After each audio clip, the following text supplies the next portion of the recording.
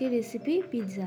বাড়িতে আপনারা খুব সহজে মাইক্রোওভেন ছাড়াই কিভাবে পিৎজা বানাবেন সেটি আপনারা দেখে নিতে পারেন আমার এই ভিডিওটিতে। খুবই সুস্বাদু হয়েছিল, একেবারে দোকানের মতোই।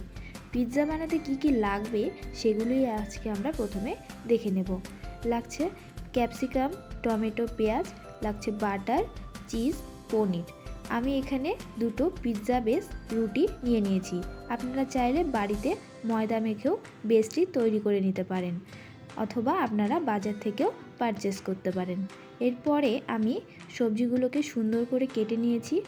আপনারা নিজেদের পছন্দ মতো শেপ করেও কিন্তু কেটে নিতে পারেন।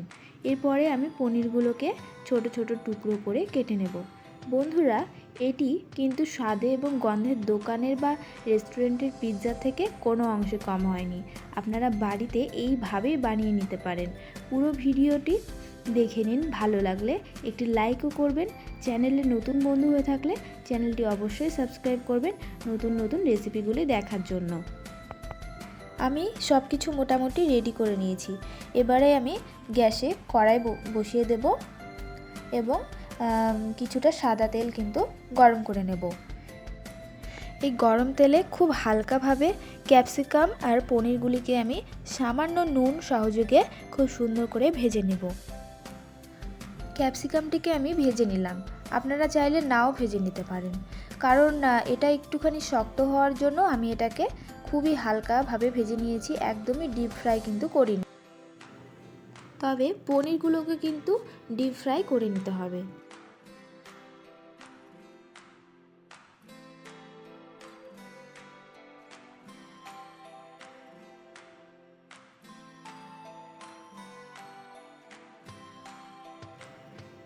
এইবারে আমি একটি স্টিলের প্লেট নিয়ে নেব, তবে আপনাদের কাছে পুরনো কোনো প্লেট থাকলেই কিন্তু ব্যবহারটা করার চেষ্টা করবেন।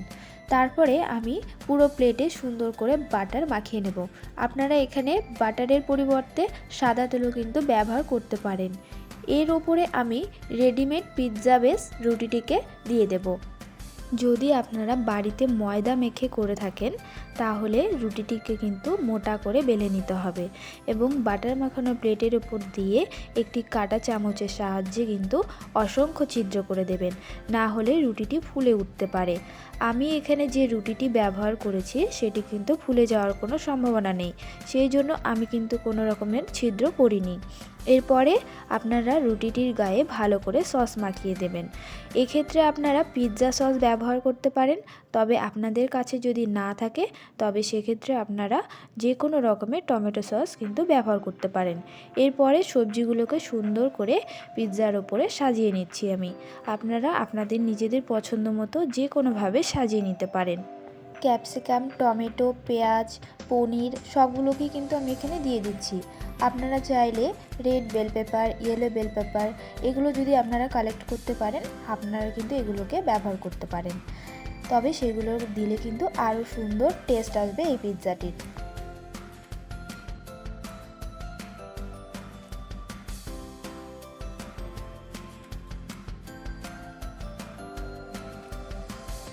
আমি এখানে আমুলের চিজ ব্যবহার করছি। চিজটি একটু নরম রয়েছে, যার জন্য আমি চামচে নিয়ে হাতের সাহায্যে কিন্তু ছড়িয়ে দিচ্ছি। আপনারা চিজটিকে ডিপ ফ্রিজে রেখে দিতে পারেন এবং সেটি শক্ত হয়ে গেলে একটি গ্রেটারের সাহায্যে গ্রেট করে ওপর থেকে ছড়িয়ে দিতে পারেন। গ্রেটারের সাহায্যে আপনারা চিজটিকে যদি গ্রেট করে দিতে পারেন তাহলে সব জায়গায় সমানভাবে ছড়িয়ে পড়বে এবং ভালো লাগবে। তো আমি হাতের সাহায্যে কিন্তু দিয়ে নিলাম। এরপরে আমি ওপর থেকে দিয়ে দেব চাট মশলা। আমি এখানে জেকের চাট মশলা ব্যবহার করেছি। আপনারা যে কোনো রকমের চাট মশলা কিন্তু ব্যবহার করতে পারেন। আপনারা যদি পিৎজাটিকে একটু ঝাল ঝাল করে তুলতে চান তার জন্য ওপর থেকে গোলমরিচের গুঁড়ো ছড়িয়ে দিতে পারেন, তবে আমি এখানে চিলি ফ্লেক্স, যেটা আমি বাড়িতেই তৈরি করেছি, সেটিকেই ওপরে ছড়িয়ে দিলাম। এরপরে আমি একটি কড়াইয়ে লবণ দিয়ে সেটির উপরে একটি বাটিকে স্ট্যান্ড হিসেবে বসিয়ে আমি প্লেটটিকে রেখে দেব। আপনাদের যাদের ঘরে স্ট্যান্ড নেই তারা আমার মতো এরকম একটি বাটি নিয়ে কিন্তু করতে পারেন। ঢাকা দিয়ে আমি প্রথমে 7 থেকে 8 মিনিট লো ফ্লেমে কিন্তু রেখেছিলাম, তারপরে আমি মিডিয়াম টু হাই ফ্লেমে রেখেছি। Pizza ready. এবারে আমি সার্ভ করে দেব। পিৎজাটিকে এবার কিন্তু আমি কেটে নেব। আপনারা চাইলে পিৎজা কাটার দিয়েও কাটতে পারেন, আমার কাছে চাকু রয়েছে, আমি চাকু দিয়েই কেটে নিলাম। খুব সুন্দর হয়েছিল কিন্তু আমার এই হোমমেড পিৎজাটি খেতে। পুরো ভিডিওটিতে আমার সাথে থাকার জন্য আপনাদের অনেক ধন্যবাদ। আবারও আমি কোনো নতুন রেসিপি নিয়ে আপনাদের সামনে হাজির হব। আপনারা সকলে সুস্থ থাকবেন, ভালো থাকবেন। আজকের মতো এ পর্যন্তই।